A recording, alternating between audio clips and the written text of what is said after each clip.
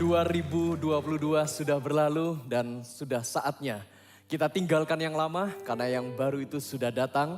Hari ini 1 Januari 2023 bersama-sama kita akan mulai menapaki hari lepas hari sampai nanti di penghujung tahun 2023. Dan Tuhan juga sudah menyiapkan arahan yang baru bagi gereja Mawar Syaron Surabaya. Dan tadi sudah dituliskan di dalam penutup dari tayangan ini, sudah siapkah Anda berjalan di dalam kelimpahan kasih karunia-Nya? Dan ya benar, di 2023 ini bersama gereja Mawar Syaron, mari kita berjalan di dalam kelimpahan kasih karunia.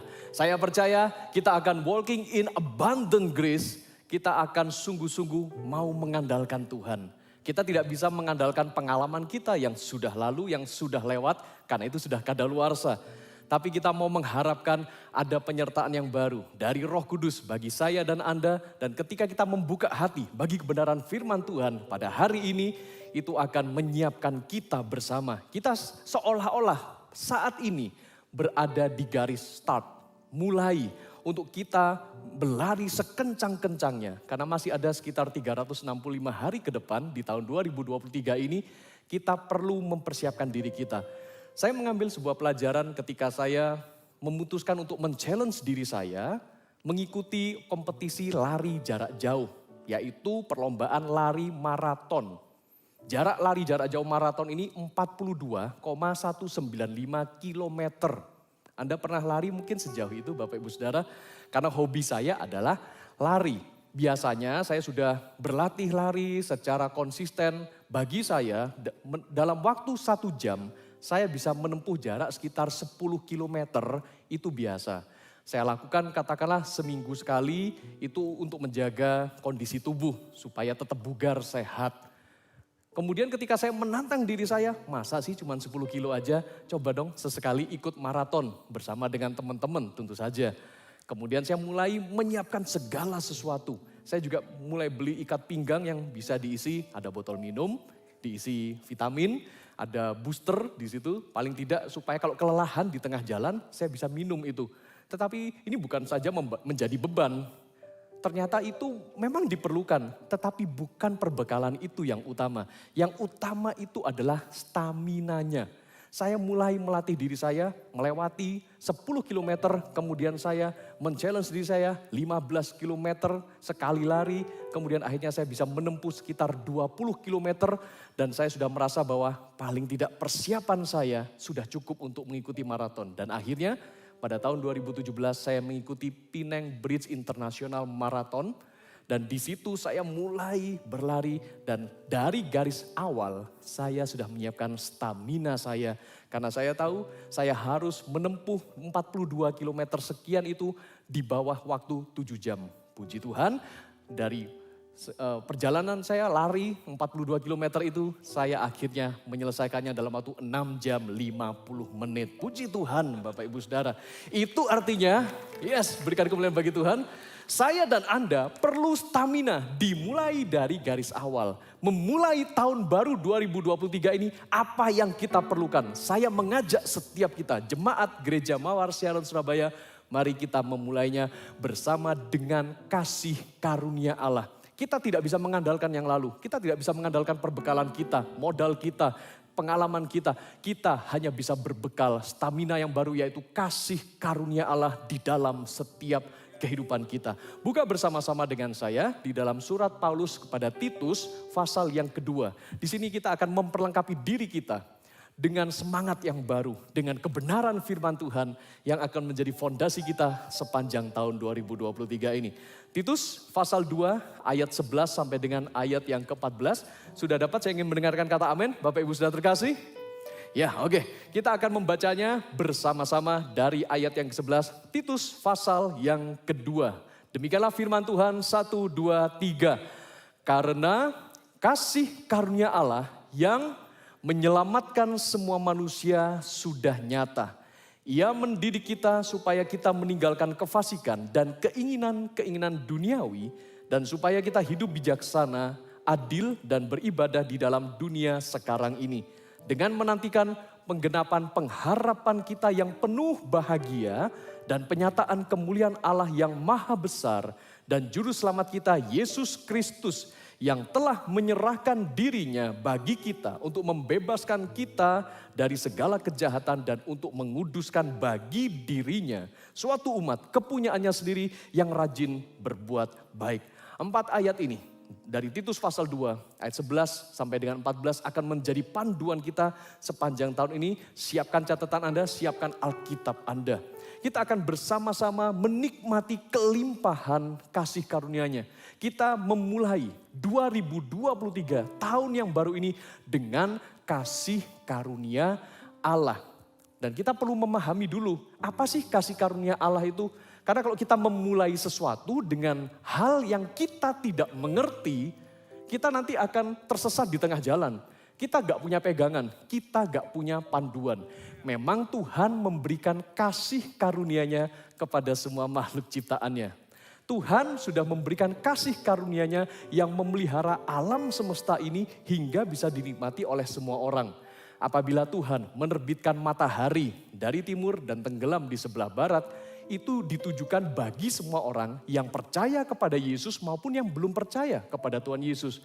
Tuhan juga menurunkan hujan dari langit bagi mereka yang sudah dibaptis maupun mereka juga yang belum dibaptis. Tuhan itu begitu baik, Tuhan memberikan kesehatan setelah seseorang mengalami sakit penyakit, itu juga kasih karunia dari Tuhan. Jadi kasih karunia ini begitu luas dan setiap orang yang percaya maupun tidak percaya juga menikmati kasih karunia Tuhan ini. Jadi kasih karunia seperti apa sih yang dimaksudkan? Ketika kita juga menyaksikan pemandangan alam. Mungkin ada dari antara Anda yang sudah baru kembali pulang dari liburan, healing begitu ya. Menikmati liburan, pemandangan alam. Keagunganmu, kedahsyatanmu terpancar dari indahnya dunia. Keindahan alam di dunia ini itu juga adalah kasih karunia atau anugerah dari Tuhan. Tetapi kita memulai tahun ini dengan kasih karunia yang khusus. Kasih karunia yang menyebabkan saya dan Anda bisa mengenal pribadi Yesus. Itu adalah kasih karunia yang khusus. Kalau Anda dan saya ketika membaca firman Tuhan, kok seolah-olah ada ayat-ayat tertentu, kalimat tertentu dari ayat itu berbicara secara pribadi dalam Anda, itu adalah kasih karunia yang datang dari Tuhan Yesus Kristus. Di dalam Yohanes pasal 1 ayat 16 sampai 17 dikatakan demikian.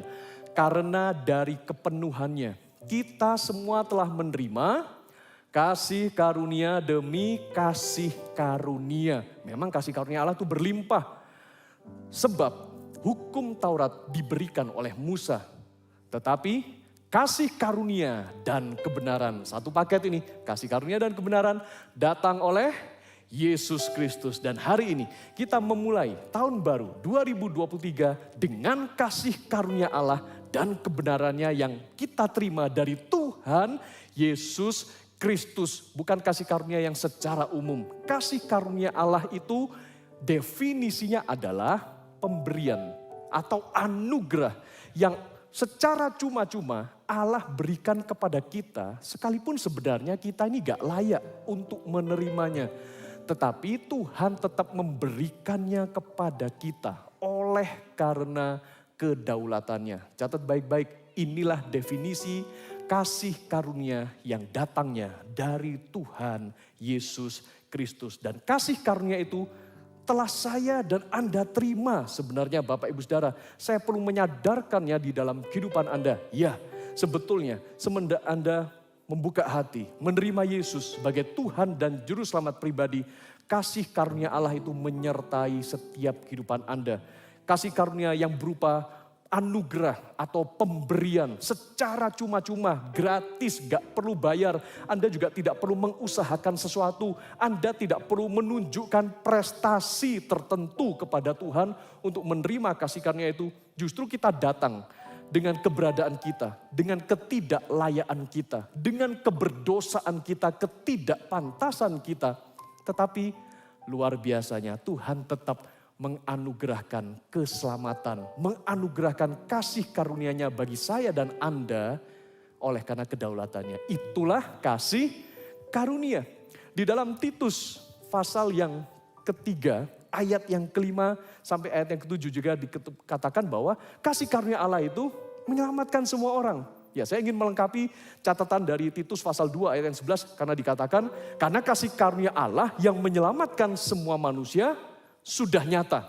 Kasih karunia yang datangnya dari Tuhan Yesus Kristus itu menyelamatkan saya dan Anda. Menyelamatkan semua orang, semua manusia yang percaya kepadanya. Bukan karena perbuatan baik, bukan karena prestasi. Kita lihat di dalam Titus pasal 3 ayat 5 sampai dengan ayat yang ke-7. Mari kita perhatikan, kita renungkan baik-baik. Pada waktu itu, Dia telah menyelamatkan kita bukan karena perbuatan baik yang telah kita lakukan, tetapi karena rahmat-Nya oleh permandian kelahiran kembali dan oleh pembaharuan yang dikerjakan oleh Roh Kudus, ayat 6, yang sudah dilimpahkannya kepada kita oleh Yesus Kristus Juru Selamat kita, supaya kita sebagai orang yang dibenarkan oleh kasih karunia-Nya berhak menerima hidup yang kekal sesuai dengan pengharapan kita. Jadi pada waktu itu Dia telah menyelamatkan kita. Keselamatan yang telah diterima oleh semua manusia yang percaya kepadanya karena hasil usaha kita atau karena kedaulatannya. Tentu saja bukan karena perbuatan baik kita, bukan karena prestasi kita. Kalau kita boleh menerima kasih karunia atau anugerah Tuhan semata-mata karena kedaulatannya. Anda pernah mungkin mendengarkan lagu pujian ini, kalau Anda tahu Anda bisa ikut dengan saya.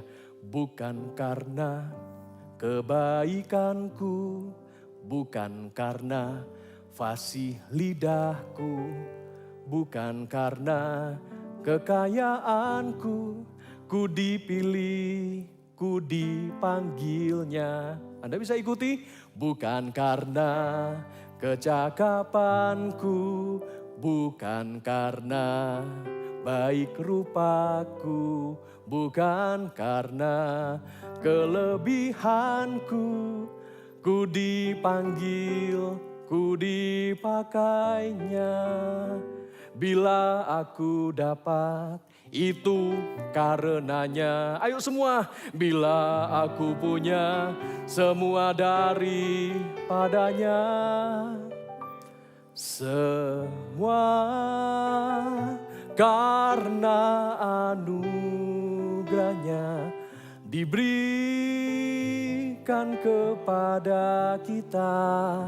Semua anugerahnya bagi kita bila kita dipakainya.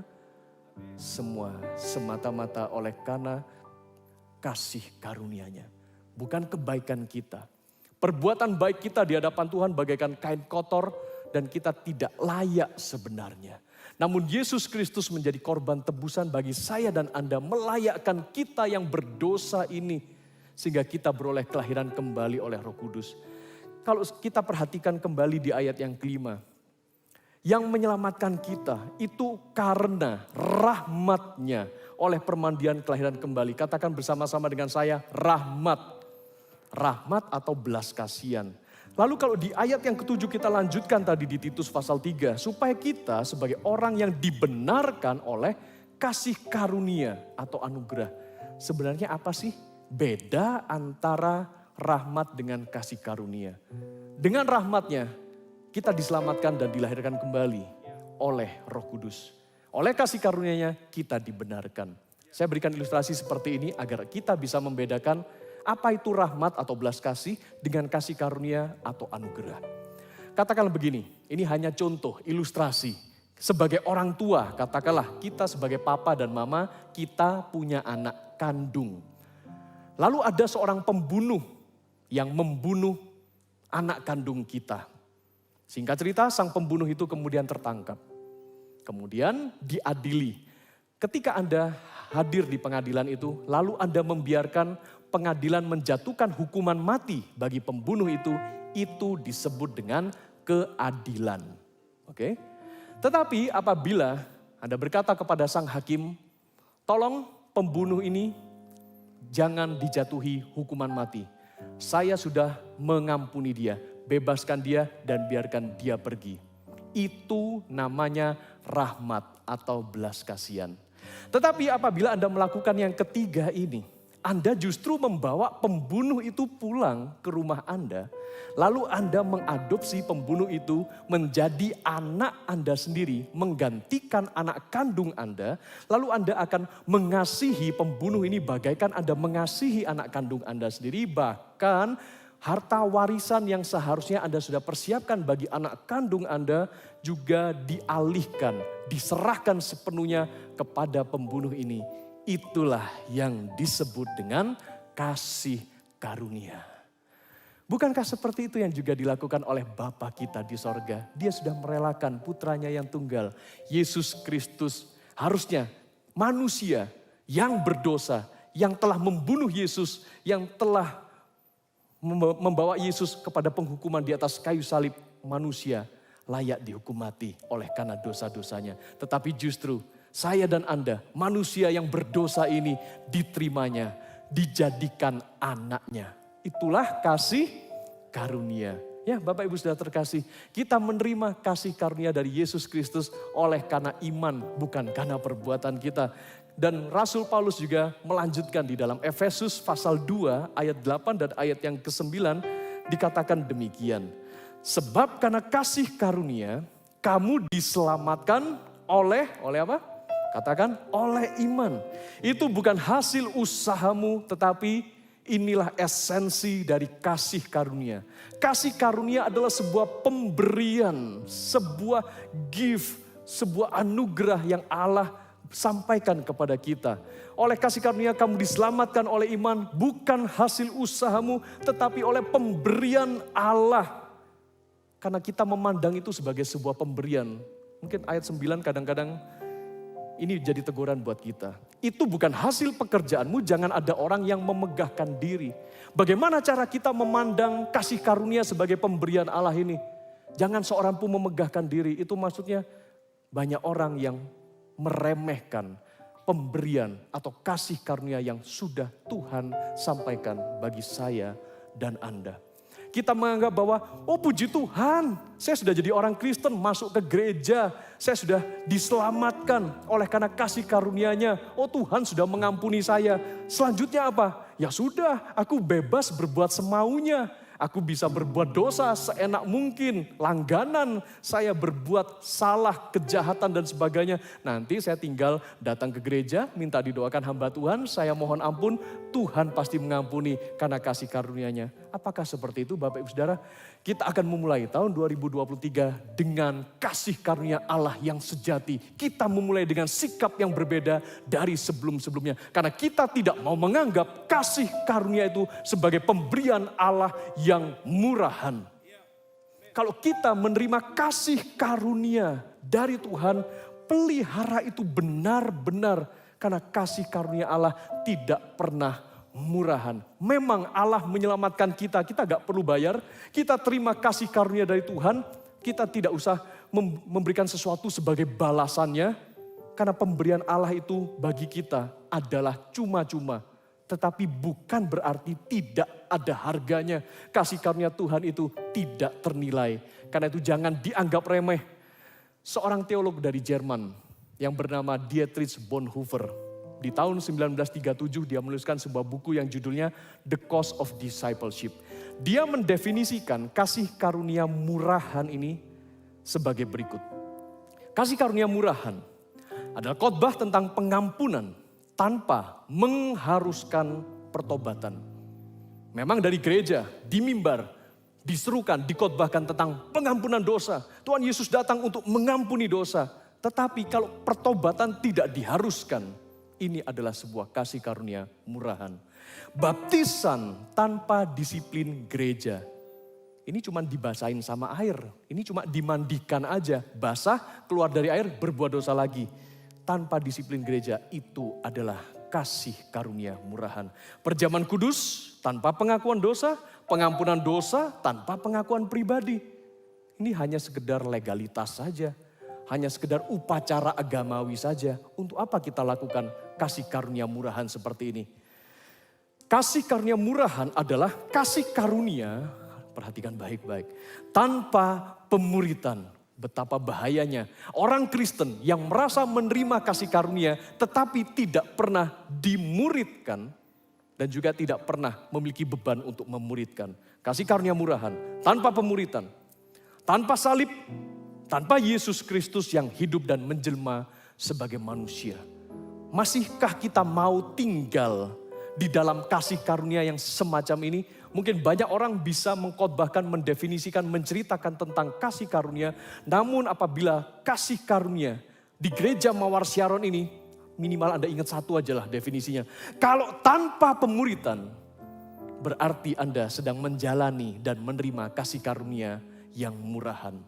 Oh sorry deh, kalau begitu kita tidak mau yang seperti itu. Setuju dengan saya? Katakan amin. Justru kita menginginkan kasih karunia yang sejati. Dan bersyukur kalau saya dan Anda digembalakan di gereja Mawar Syaron Surabaya. Karena kita memiliki visi yaitu gereja sel yang apostolik dan profetik. Di mana pemuritannya? Di sinilah gereja Mawar Syaron sebagai gereja sel yang apostolik dan profetik. Kita benar-benar menekankan perlunya kasih karunia yang sejati. Karena kita adalah gereja yang diutus untuk menyuarakan kebenaran dan berdampak bagi dunia melalui, oh kasih tepuk tangan, melalui pemuritan.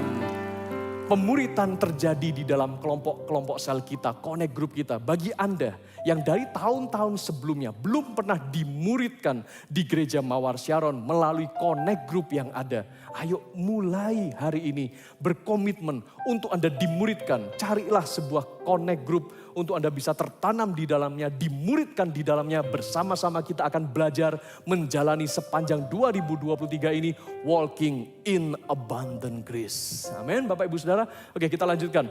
Tadi di ayat yang 11 dari Titus pasal yang kedua disebutkan bahwa karena kasih karunia Allah yang menyelamatkan semua manusia sudah nyata. Di ayat yang ke-12 fungsi kasih karunia yang kedua adalah Ia mendidik kita. Katakan mendidik kita. 1, 2, 3.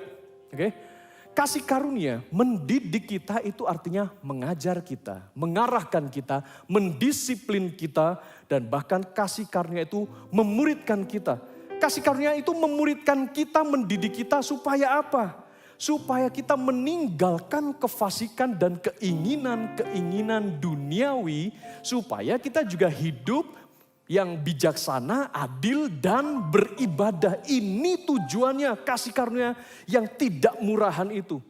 Kalau Anda hanya sekedar menerima kasih karunia yang murahan, Anda gak mau dididik, Anda gak mau didisiplin, Anda juga tidak mau dimuridkan. Tetapi jemaat gereja Mawar Syaron, saya percaya Anda adalah umat Allah yang sejati. Oleh karena kasih karunia Tuhan Yesus Kristus, Anda pasti bersedia dididik, dimuridkan, Anda pasti bersedia dibimbing oleh kebenaran firman Tuhan. Oke? Nah, seperti apa sih caranya kasih karunia itu mendidik kehidupan kita? Gini Bapak Ibu Saudara terkasih. Suatu ketika istri saya ingin membelikan sebuah pakaian yang begitu bagus buat saya.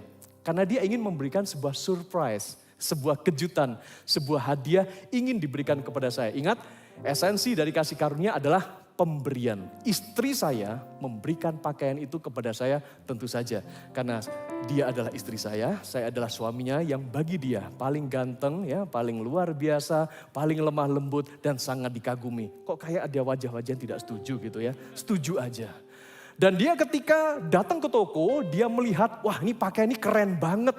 Dan dia membayangkan, waktu itu dia gak ajak saya, dia melihat pakaian ini keren banget. Kalau dipakai di suami saya, di Robert maksudnya ya. Ketika dipakaikan pasti ini postur tubuhnya cocok. Langsung kelihatan slim fit, apalagi body yang atletis. Ya, sekali lagi saya melihat ada wajah-wajah yang hampir tidak percaya. Oke, saya terima aja. Singkat cerita, karena dia merasa ini pakaian yang paling bagus, keren, dengan harga yang luar biasa juga. Dan dia suruh itu, oke, bungkus. Ya, lalu diberikan kepada saya. Saya juga surprise, saya merasa sukacita, saya terkejut. Oh terima kasih istriku, aku akan segera memakainya dengan bangga. Saya mulai pakai itu baju ya. Begitu sampai di area lengan masih masuk. Ketika saya sudah mulai kancingkan di area leher. Aduh kok sudah mulai agak kesempitan, kenapa ya ini ya. Di bagian dada, puji Tuhan, ngepres ya. Mulai agak turun lagi ke bawah. Ini kok sudah agak susah ya. Di area pusar, wah gak ketemu ini kancingnya sama lubangnya. Oke. Tetapi saya berkata kepada istri saya, tolong dong kamu kembali ke toko, tuker nih baju. Oh gak bisa, ini pakaian spesial dan ini edisi terbatas. Limited edition. Waduh lemes saya. Ya. Padahal istri saya sudah mengharap-harap saya pakai baju itu. Karena akan kelihatan makin keren, makin ganteng, makin diurapi. Gitu ya. Akhirnya saya memutuskan untuk saya meninggalkan kebiasaan untuk makan yang kebanyakan. Ya, seperti kasih karunia itu mendidik kita. Ibaratnya pemberian dari istri saya, pakaian itu yang maha indah dan begitu bagus, keren, mentereng itu mendidik saya untuk meninggalkan kebiasaan makan yang begitu banyak, kebiasaan makan yang berlemak, meninggalkan keinginan-keinginan daging, makan daging steak, makan daging yang berlemak, makan daging yang kulitnya crispy, gorengan dan sebagainya yang begitu berminyak. Saya tinggalkan itu agar saya hidup bijaksana, adil dan beribadah.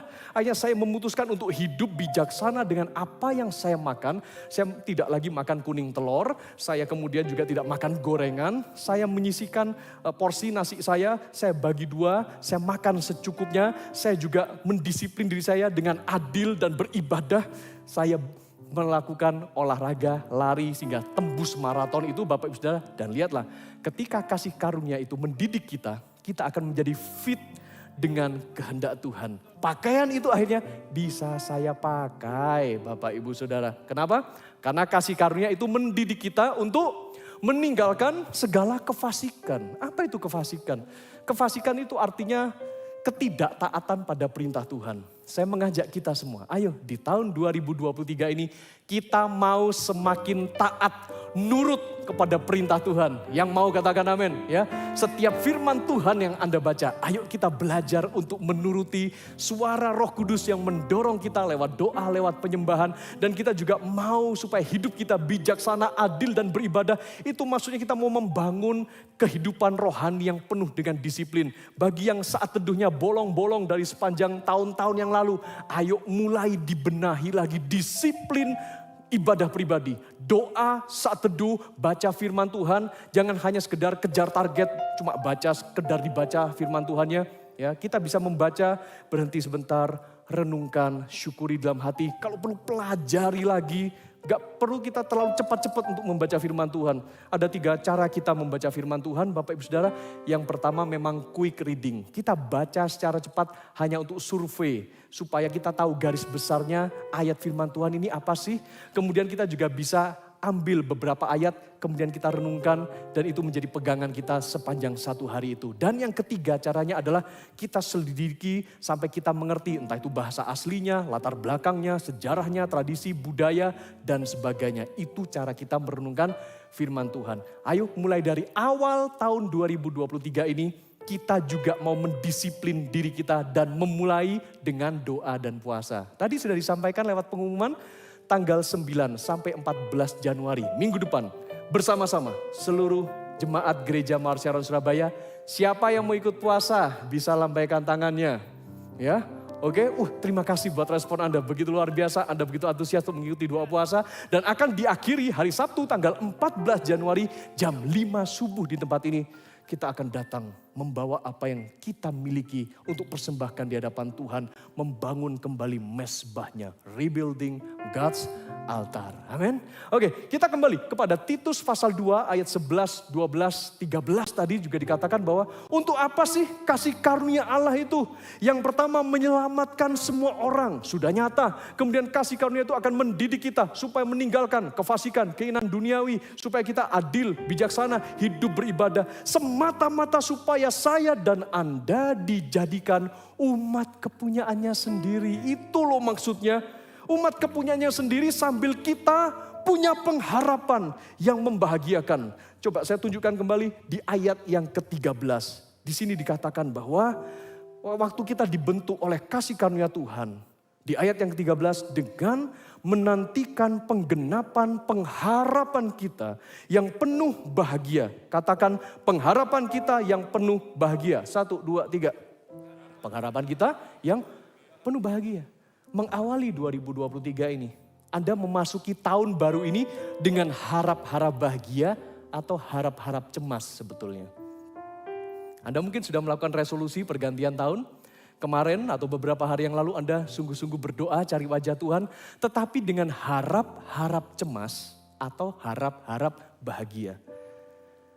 Mungkin beberapa dari kita penuh dengan kekhawatiran, kecemasan, ketakutan. Bagaimana masa depanku nanti? Pastor, saya tidak tahu nanti ke depan pekerjaan saya apakah akan tetap menghasilkan. Saya juga tidak tahu nanti untuk biaya kebutuhan hidup, kebutuhan pokok, biaya untuk edukasi, pendidikan, sekolah anak-anak. Saya juga tidak tahu bagaimana dengan uang tabungan saya, dengan usaha saya. Ada beberapa utang piutang juga yang belum dilunasi. Belum lagi mendengarkan kabar tentang resesi global yang akan terjadi, krisis ekonomi akan melanda seluruh dunia. Aduh, kita gak tahu dan tidak bisa prediksi masa yang akan datang. Mungkin menjelang tutup tahun kemarin, Anda sudah harap-harap cemas. Bagaimana dengan kesehatanku, masa depanku, jodohku, pekerjaanku. Dan segala hal ini membuat Anda khawatir, depresi, tidak bisa tidur nyenyak. Apakah Anda mengalami gejala-gejala seperti itu? Itu karena kita terlalu mengarahkan pandangan kita kepada hal-hal di dunia ini. Tetapi harusnya kita sebagai anak Tuhan, umat kepunyaannya sendiri, kita bukan berharap akan segala situasi yang terjadi di dunia ini. Mungkin kita khawatir dengan kabar-kabar perang, kabar-kabar pandemi ini nanti akan terus berlanjut atau tidak. Kita tidak pernah tahu. Firman Tuhan mengajarkan di ayat yang ke-13 yang barusan kita baca. Sambil menantikan penggenapan pengharapan yang penuh bahagia. Ayo jemaat gereja Mawar Siaron, jangan harap-harap cemas ya. Harap-harap bahagia, kita mengharapkan penggenapan janji kemuliaan Tuhan. Suatu saat nanti Yesus Kristus akan kembali datang ke dunia ini menjemput kita semua umatnya. Harusnya harapan kita sebagai orang percaya adalah menantikan Dia. Tapi pastor, kami masih hidup di dunia, kapan Yesus datang? Ya, kaki kita masih menjejak di atas muka bumi ini. Tetapi pengharapan kita, mata iman kita harus selalu tertuju kepada sorga, menuju kepada penantian, pengharapan yang penuh berbahagia. Yesus Kristus suatu saat akan datang dan oleh karena kasih karunia Yesus Kristus itulah kalau Anda masih bisa hidup hingga hari ini, Anda dipelihara oleh Tuhan, Anda masih bisa makan, minum dan juga Anda bisa mengenakan pakaian Anda karena Tuhan di behind the scene, di balik layar Dia sedang memelihara dan sedang menyediakan perkara-perkara yang supranatural di dalam kehidupan Anda. Jangan khawatir, jangan kehilangan iman dan kepercayaan Anda. Oke?